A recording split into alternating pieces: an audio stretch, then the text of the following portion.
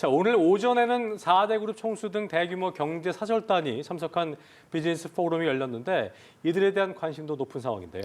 네, 베이징 연결합니다. 배삼진 특파원, 한중 경제 협력에 대한 기대감이 높아지고 있다고요?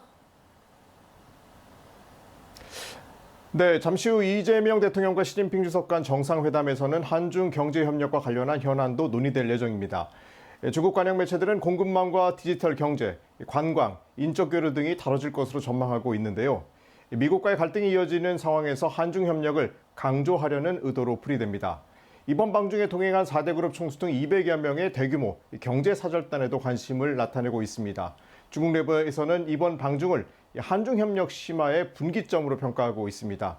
중국 홍성신문은 이번 방문이 단순한 상업 교류를 넘어 동북아 협력 구조 재정립으로 이어질 수 있다고 보도했습니다. 단기적으로는 업무 협약을 통해 한중 무역 확대와 한국의 대중 무역 적자 완화가 거론됩니다.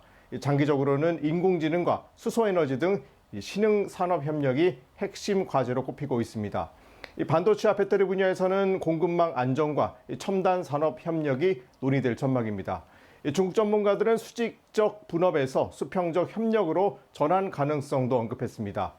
중국은 공급망 안정과 개방된 시장을 반복적으로 강조하고 있는데요. 중국은 이번 방중이 관계 복원을 넘어서 한중 관계의 불확실성을 줄이는 계기가 될 것으로 전망하고 있습니다. 자, 중국에선 이재명 대통령의 새해 첫 방중 정상회담 점을 부각하면서 의미 부여에 나섰습니다만 또 내부에서는 이재명 대통령의 하나의 중국 원칙 존중의 경계감을 드러내고 있다면서요. 네, 중국 관영 매체들은 이재명 대통령의 방중을 올해 첫 방중 정상, 첫 외국 정상으로 규정했습니다. 중국 외교에서 1월 정상 초청은 그의 외교 우선순위를 보여주는 상징적 장면으로 여겨집니다.